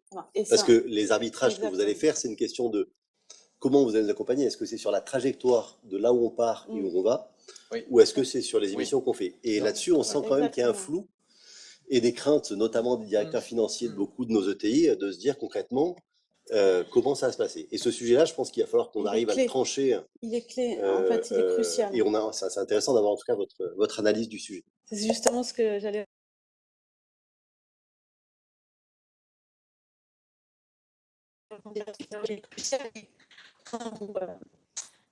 C'était facilité parce que c'était vert ou ESG. Déjà, ça c'est aujourd'hui, hein, c'est pas dans 20 ans, donc c'est déjà le cas aujourd'hui. Et donc, certes, oui, on a un alignement des planètes parce que nous, on est dans une trajectoire de décarbonation, on veut accompagner la transition. Mais le deuxième volet, qui est, je pense, encore plus intéressant, c'est qu'on considère aujourd'hui, et on a eu des études de cabinets conseils, cabinets d'audit qui ont travaillé sur ce sujet-là et plein d'études. On considère que dès lors qu'une entreprise a une stratégie de développement durable robuste, eh bien, elle aura une valeur économique plus importante. Et en fait, pour nous, c'est une sécurité sur la valeur économique de l'entreprise qu'on va financer. Donc, ça va au-delà de nos propres engagements. C'est vraiment, c'est presque organique. Comme quoi, on a beaucoup de nouveaux enjeux, en tout cas, à évoquer ensemble, et on a, j'ai envie de dire, tout à construire. Est-ce qu'il y a des questions sur ces différents sujets pour les intervenants? J'en avais une. Vous avez tous les deux parlé de notation. Comment vous vivez justement ces notations par les organismes type EcoVadis, hein? Est-ce que vous les maîtrisez? Parce qu'on a eu un client il n'y a pas très longtemps dans un secteur proche du vôtre, transport, qui avait vécu sa note sans avoir rien changé, sa note avait baissé, et qui avait un peu de mal à comprendre. Donc vous êtes comment par rapport à ces notations? C'est assez complexe parce qu'en fait, on ne connaît pas les grilles de lecture. Donc, effectivement, il y a de l'aléa. Nous, on a des discussions avec nos clients qui donc jugent un panel de transporteurs. Et un jour, ils nous disent, mais il y a un problème, vous avez 42 sur 100 à EcoVadis. On en connaît qu'on considère moins bon goût sur l'aspect environnemental et qui sont à plus de 50. Bon, ok. Donc, on doit forcément pas bien faire les choses. Voilà. Nous, notre trajectoire, on est passé de 36 à 42. 2 ans plus tard, on était à 52, 53. Bon, voilà. Il y a 2 ans, on est passé à 63. Alors que normalement, on nous dit qu'on ne peut pas progresser de plus d'un par an. C'est la trajectoire, voilà. Donc ça veut dire que bon, on ne fait pas mieux, mais on est juste mieux formalisé. L'année dernière, on n'a pas bougé. Cette année, on a fait plus 5. Dans les faits, c'est pas passé grand-chose de plus. Voilà. À un moment donné, il y a des paramètres qu'on ne maîtrise pas. On suppose que effectivement, c'est un peu comme au guide Michelin, quoi. En fonction de qui vient manger, il y a peut-être une petite différence. Non, mais enfin voilà, c'est. Je ne sais pas si c'est digeste le CO2, mais on est nous soumis à. Alors, on se fait volontairement noter par un organisme extra-financier. Pareil, on ne connaît pas les grilles de lecture. Et au plus ça va, au plus en fait ces acteurs-là sont évidemment exigeants, sont beaucoup plus prudents dans les échanges qu'ils ont avec les entreprises. On essaye, nous, d'avoir un échange après avoir répondu au questionnaire en se mettant à leur disposition. Si vous avez des compléments, parce que parfois rentrer dans des cases, c'est pas toujours évident, et on n'arrive pas à exprimer tout ce qu'on a pu faire, hein, quand c'est oui ou c'est non, bon voilà. Il n'y a pas d'entre-deux. Je resterai très prudent en fait sur ces approches-là pour l'instant, pour la simple et bonne raison que c'est un marché qui, à mon avis, va se concentrer fortement C'est un marché qui n'est pas encore réglementé. On l'a vu avec certains organismes qui ont défrayé la chronique où les notations avant le scandale étaient plutôt bonnes. C'est sur du déclaratif. Moi, je resterai prudent sur ça et je compte beaucoup plus sur un système normé européen qui permette de comparer ce qui est comparable. Et après, cette partie extra-financière, elle pourra peut-être s'améliorer dans le temps. En tout cas, nous, on en a aussi besoin parce que tout simplement, on est challengé par nos clients grands comptes. Peut-être un témoignage qu'on a eu au sein du cercle de l'Y justement sur ce sujet-là, sur les labels, parce qu'il y a le label Bicorp qui aujourd'hui semble être le Graal, sauf que c'est un label propre américain qui peut avoir du sens, et qui, de mon point de vue en tout cas, est peut-être pas le plus adapté à nos ETI françaises. Moi, je pense que il faut revenir à plusieurs principes. Le premier, c'est que la RSE, avant tout, c'est une démarche de progrès. Donc, je pense que s'évaluer, c'est essentiel. Et, mis à part quelques problématiques spécifiques, ce qui est important, c'est de mesurer la capacité à progresser. Et je pense qu'à partir du moment où on rentre dans une logique de label, de toute façon, les équipes sont mobilisées et on progresse. Donc ça, je pense que c'est l'élément, en tout cas global, qui est à retenir. Le deuxième sujet, c'est que si on parle de CSRD aujourd'hui, c'est qu'on a besoin, au niveau européen, d'avoir une norme qui soit la plus mesurable possible. Et on voit que le gouvernement français avait lancé Impact.gouv avec les 47 critères. Bon, c'était du volontariat, donc peu de personnes ont adhéré à ces éléments-là, mais on voit qu'au final, on commence quand même à avoir des indicateurs qui sont mesurables et sur lesquels il y aura toujours un biais, bien évidemment. Mais ce qu'il faut avoir en tête, c'est la notion de progrès. Et je pense que c'est là-dessus qu'on doit arriver à construire quelque chose avec l'ensemble de nos parties prenantes. Je crois qu'il y a une personne qui a levé la main. Exactement. Tout à fait. Nous avons plusieurs questions à distance. La première, je crois que c'est Jean-Stéphane Didier du groupe Léon Grosse qui va parler. Et puis ensuite, nous passerons la parole à Jean-Mathieu Bizot, groupe Opteven. Bonsoir à tous, merci. Désolé de ne pas pouvoir être avec vous, mais merci, c'était super intéressant. Alors, juste sur ce qu'on sait des Covadis, parce qu'on a visiblement ça devient un standard de marché, de ce qu'on sait des Covadis, si la note baisse d'année en année et qu'on n'a rien fait, c'est normal, c'est que les critères de notation augmentent d'année en année. Hein. Donc, nous, c'est ce qu'on nous a dit. Donc ça, c'était juste la petite remarque en entrée. Est-ce que tu peux parler un petit peu plus fort, Jean-Stéphane? Ah, vous m'entendez pas? Tu es un peu loin, plus près du micro. Attends. J'étais pas sur le bon micro. Ça va mieux là? Parle plus fort. Parle plus fort.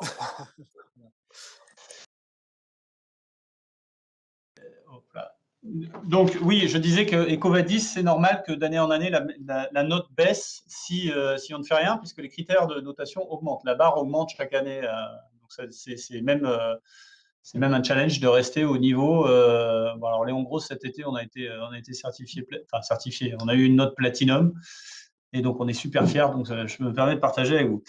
Là-dessus, moi j'avais une question pour les gens qui sont autour de la table. On a beaucoup parlé de financement et vis-à-vis de l'externe, et vous avez dit que vos collaborateurs sont hyper impliqués, ce qui marche bien avec les ETI, et je rejoins totalement Sébastien là-dessus. Ma question, elle est quel système de rémunération et comment vous avez fait évoluer votre système de rémunération pour que tout le monde soit aligné de partout?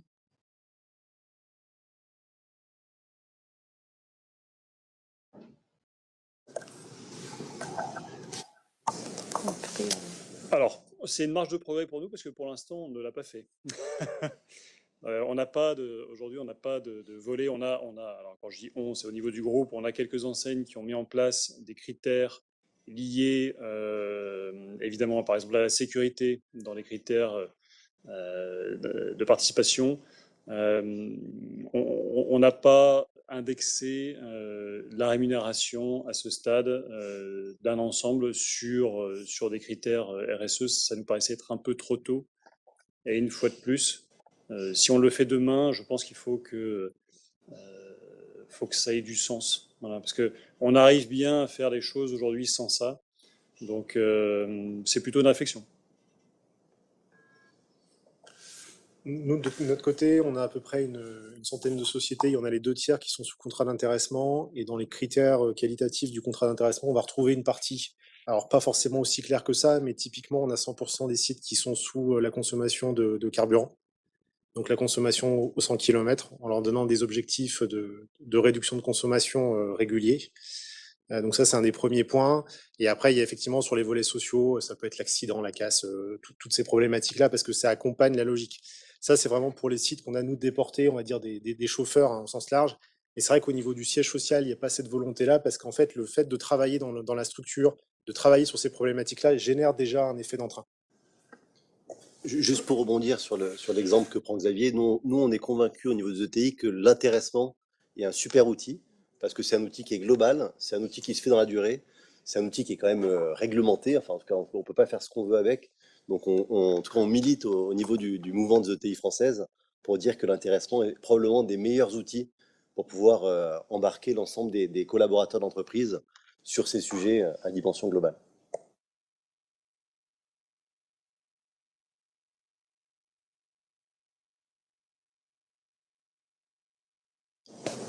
Il y a une autre personne qui a levé la main.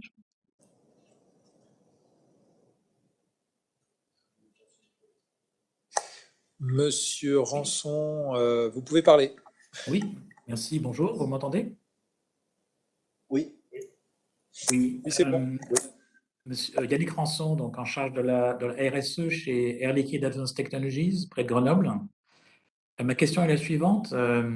Avec la nouvelle CSRD, est-ce que les filiales de grands groupes, si elles remplissent 2 des 3 critères, vont devoir elles aussi publier un rapport extra-financier en plus de leur maison mère? Je suis pas certaine, j'ai pas la réponse à ce stade. C'est au niveau du groupe hein, normalement. Donc, mais si c'est hors Europe, voilà. Si la tête de pont est hors Europe et que les filiales C'est sont ça. en Europe, il me semble qu'il y a un projet de capturer ces filiales si elles ont la bonne taille, c'est-à-dire que si elles répondent Ouais. aux critères.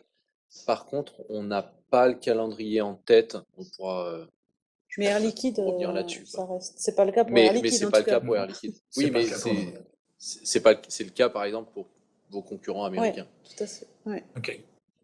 Très bien, merci.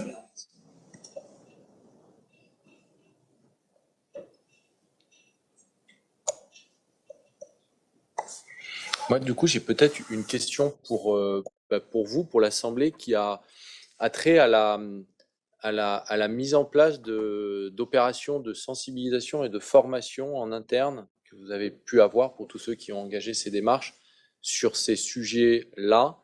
Peut-être, je ne sais pas si une ou deux personnes peuvent témoigner sur ce qui a été mis en place. Parce qu'on en est à cette étape-là, nous, au sein de la banque, en tout cas, du groupe. Bien sûr, on a des pistes, mais on a aussi des questionnements, donc très intéressé par un témoignage. Sur le changement climatique, sur les sur impacts. la RSE de manière générale ou sur cette partie reporting Peut-être plus sur le E, pour le coup, de la RSE. Oui, pas sur le reporting, pardon. Au niveau d'Arrimon, en tout cas, il y a eu le déploiement de presque du climat sur beaucoup de sites donc à travers le monde, parce qu'on est positionné au niveau international. Ça, c'est quelque chose qu'on encourage énormément, qu'on fait avec du coup, l'appui de la fresque du climat. On a des animateurs au sein de l'entreprise et c'est quelque chose qui marche très bien. Fresqueur avec. Voilà, Oui, on est tous les deux fresqueurs avec, avec Nathalie. Voilà. Merci beaucoup pour ce commentaire. Donc voilà, donc ça déjà c'est un très très bon outil qu'on utilise. Oui, nous avons également monsieur Jean-Marc Villiat du groupe BBL qui souhaite poser une question à distance. Bonjour à tous, je vais peut-être démarrer ma vidéo, c'est pas plus mal. Je voulais juste effectivement à la fois apporter un petit témoignage pour une ETI en fait régionale qui est basée à Saint-Quentin-Fallavier, qui elle aussi en fait est inscrite dans le monde des transports et de la logistique et qui effectivement comme beaucoup d'entre vous fait face en fait aux exigences aujourd'hui à la fois des organismes de cotation, aux exigences en fait aussi du monde bancaire en matière de RSE et en matière d'initiative pour l'environnement. Moi j'ai un premier petit témoignage. sur effectivement notre situation, qui est celle d'une entreprise en fait qui n'est pas encore soumise en fait donc à la DPEF parce que nous sommes sous statut SAS, je crois comme certains de nos confrères. Et c'est vrai que se pose beaucoup la question sur le prochain CSRD, donc du périmètre en fait exactement que ça va toucher. Notre conviction aujourd'hui, c'est que probablement que la mise en place du CSRD se fera avec au moins une année de retard par rapport à ce qui est indiqué. Et donc, on se prépare, nous, progressivement, plutôt pour 2026-2027, plutôt que sur le calendrier initialement prévu. La deuxième chose, en fait, que je voulais donc apporter comme témoignage, c'est les doutes que j'ai, moi, personnellement, sur le scope 3 et sur la logique dans laquelle on s'inscrit tous les uns et les autres parce que c'est la norme de ce scope 3. Aujourd'hui, dans le monde des transports, mon confrère Jackie Perreno l'a dit très justement, il n'y a pas de camion magique. Il n'y a pas de camions qui n'émettent pas, en fait, donc de façon assez lourde, en fait, justement, des polluants. Et ce que je reproche, moi, beaucoup, en fait, au scope 3 et à la manière de comptabiliser aussi les émissions, en fait, donc dans le domaine des transports, c'est qu'en réalité, les moyens qu'on a aujourd'hui de modéliser les émissions de CO2 sont finalement assez peu fiables. C'est vrai que si on compare avec le monde de la comptabilité, on parle là de monter finalement une deuxième comptabilité, une comptabilité environnementale, on part sur des normes qui sont quand même assez solides. Et c'est vrai que les normes en matière d'émissions de CO2 en fait, pour les transports sont des normes quand même qui aujourd'hui sont très insuffisantes. On ne tient pas, on va dire, compte de tout ce qui est transport en fait à vide, c'est-à-dire qu'un même transport qui va être fait pour un camion plein ou pour un camion vide va être comptabilisé très souvent en fait d'une façon assez similaire et on ne tient pas compte en fait de ce genre de choses. Et on sait aussi, et donc mon confrère de Jackie Perreno le sait également, qu'entre deux camions qui pourraient en fait d'ailleurs être tous les deux en fait avec une technologie similaire au diesel, etc., on va constater des émissions de CO2 réelles et des consommations d'énergie réelles qui sont très différentes. Donc, moi, j'ai tendance pour notre groupe à me concentrer sur le scope 1 et scope 2, qui sont vraiment des domaines dans lesquels on peut vraiment travailler de façon assez sincère. Et pour l'instant, à nous tenir à l'écart en fait du scope 3 parce que je considère qu'il nous amène finalement à brasser des choses qui sont quand même très intangibles et très peu fiables du point de vue comptable. C'est un très bon point, à mon sens. Il y a un problème de comptabilité de toute façon et de double et de triple comptabilité. Ça, on le sait au niveau des émissions mondiales. Donc voilà, et je pense que il faudrait à la limite faire une comptabilité nationale et ensuite allouer en fonction de la part de chacun. Mais aujourd'hui, voilà, c'est les méthodologies de calcul qui ont été faites ainsi. Ce sont des méthodologies ex ante, donc estimatives. Vous parliez de réel et de données réelles, et ce sont des données ex post. Aujourd'hui, on n'a pas ces données-là, en tout cas, c'est très difficile.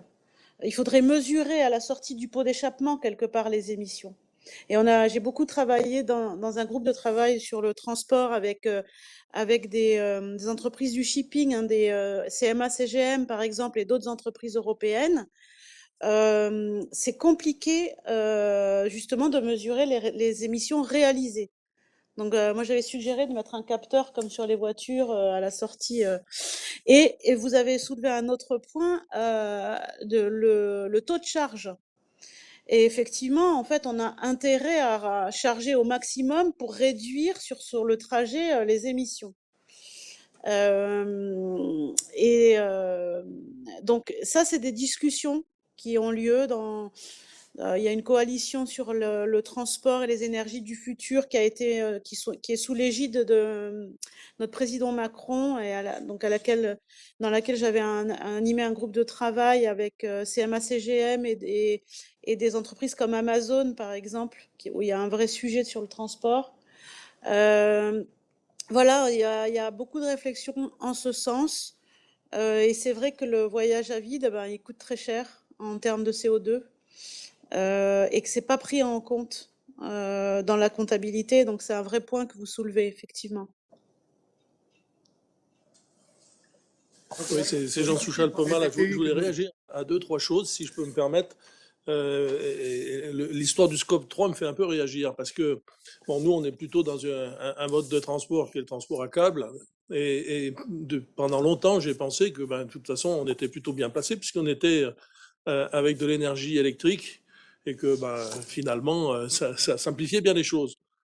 Oui, mais quand on commence à réfléchir qu'en Afrique, par exemple, là où on fait des choses, il y a forcément que des groupes électrogènes qui font l'électricité, on est tout de suite revenu là où il faut. Puis quand on dit même la Corse, c'est comme ça, hein. Donc, etc. Donc finalement, d'un seul coup, il y a tout qui s'écroule.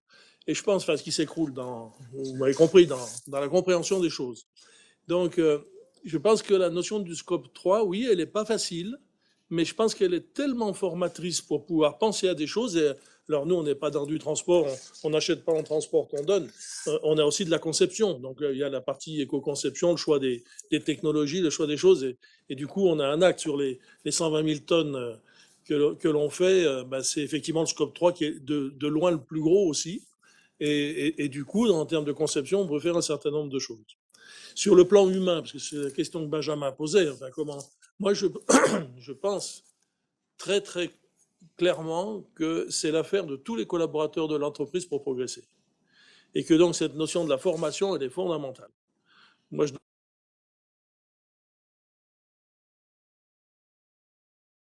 à ceux qui m'ont poussé à aller à la CEC, on n'a pas appris beaucoup de choses sur un certain nombre autour de la table à y être allé. Mais aujourd'hui, je suis persuadé qu'on progressera parce que c'est tous les gens de l'entreprise qui auront compris. Alors, les fresques du climat, etc., évidemment, c'est super. Aujourd'hui, il y a les fresques de la biodiversité, etc., on va continuer à avancer. Et voilà. Et pour répondre à la question, au-delà des formations, je pense qu'on a vraiment travaillé pour essayer de voir comment on pouvait entraîner dans des groupes de travail des gens et tous les collaborateurs. On a fait des choses complètement ouvertes et on a été vraiment très très surpris sur les 400 personnes qui sont à Borep. On a réussi à mobiliser plus de 80 personnes dans des groupes de travail pour réfléchir de manière concrète à des propositions et qui ensuite repasser dans du CODIR pour gérer de la priorité, etc. Donc, il y a un style de management, en tout cas, un style, au-delà du style, il y a une volonté, en tout cas, du management de tirer tout le monde, parce que c'est vraiment le projet de tout le monde, on gagnera tous ensemble. Et du coup, c'est ce que je disais l'autre jour devant tous les avocats, les procureurs et tout, qui étaient à Grenoble, certains étaient peut-être dans la salle, où les écolos pensaient qu'il y avait que finalement la taxonomie, les lois, les machins qui allaient faire bouger les entreprises. Moi, je dis, non, mais vous vous trompez complètement, c'est pas ça qui va faire bouger. Ce qui va faire bouger, c'est les gens qui sont dans les entreprises, hein. Ok, il faut de la réglementation, mais c'est pas ça qui est aujourd'hui le principal. Le principal, c'est que chacun comprenne ce qui se passe et dans le fond de lui-même. Pour rebondir, merci Jean sur ton témoignage, pour rebondir et pour revenir sur l'introduction, et je pense qu'on va conclure parce qu'on a des gens à distance et qu'il faut tenir des délais, et c'est tout le travail qu'on a mené dans le cadre de la Convention d'entreprise pour le climat, c'est qu'on a tous raisonné sur notre modèle d'affaires. Et je pense que si on n'intègre pas le scope 3 dans le raisonnement stratégique du dirigeant sur son modèle d'affaires, on passe totalement à côté de la réalité. Donc je pense que dans le raisonnement stratégique, il faut intégrer son scope 1, 2, 3, les éléments de biodiversité et les 14 points que tu évoquais tout à l'heure pour réfléchir à comment mon modèle d'affaires doit évoluer d'ici à 2030. Ça, c'est le premier élément. Et après, sur les éléments très factuels, je rejoins tout à fait ce qui a été dit par BBL. Le scope 1 et 2 doit être mesuré de manière très fiable. Donc, il faut avancer concrètement là-dessus. Mais si on s'arrête à ça, on rate l'essentiel parce que 90% des émissions de nos entreprises touchent le scope 3. Donc, moi, j'aurais une vision stratégique en intégrant le scope 3 et une vision, en tout cas dans les 2-3 ans qui viennent, de manière très factuelle sur des liens avec la comptabilité qui peuvent, à minima en tout cas, intégrer les éléments du scope 1 et 2 qui sont en effet la base pour agir, mais cette base, elle n'est pas suffisante. Je souhaitais vous remercier toutes et tous, en tout cas, pour cette présence. Et j'ai juste Alexis, qui est le délégué général du club ETI, clôturer et vous inviter aux prochains événements organisés par le club. Merci beaucoup Sébastien, merci à vous tous, merci à Pierre Fort de nous avoir accueillis aujourd'hui au sein du Crédit Agricole Sud-Rhône-Alpes. Alors, voilà, maintenant, si vous êtes là, c'est que vous avez reçu mes emails qui doivent être nombreux. Je vous en remercie. Vous pouvez donc me contacter si vous souhaitez adhérer au club, pour ceux qui ne l'ont pas encore fait. Je vous enverrai évidemment la présentation et le lien que le Crédit Agricole nous fournira pour le replay de cette tenue. Et puis nous aurons plusieurs événements à venir. Le prochain sera le 24 novembre, notamment la gestion de crise en matière de cybersécurité par la commission digitale. Merci à Deloitte de nous aider sur ce sujet-là. Le 30 novembre, les dirigeants adhérents du club sont conviés à nous rejoindre au Prisme le soir pour un échange avec le METI. Frédéric Coirier, le coprésident du METI, sera présent. Et puis, nous avons une commission RH dont la date a été fixée ce matin. Je regarde Nicolas Nicolas Cuinin qui préside cette commission avec Nathalie Sipiliti, sa collaboratrice. Donc le thème reste encore à cerner, mais voilà, le 14 décembre, notez cela dans vos agendas. Et puis, bien évidemment, je suis à votre disposition pour toute question ou tout soutien. Merci. Merci à tous. Je crois qu'on va pouvoir éteindre. Merci à tous. Merci beaucoup à tous. Voilà.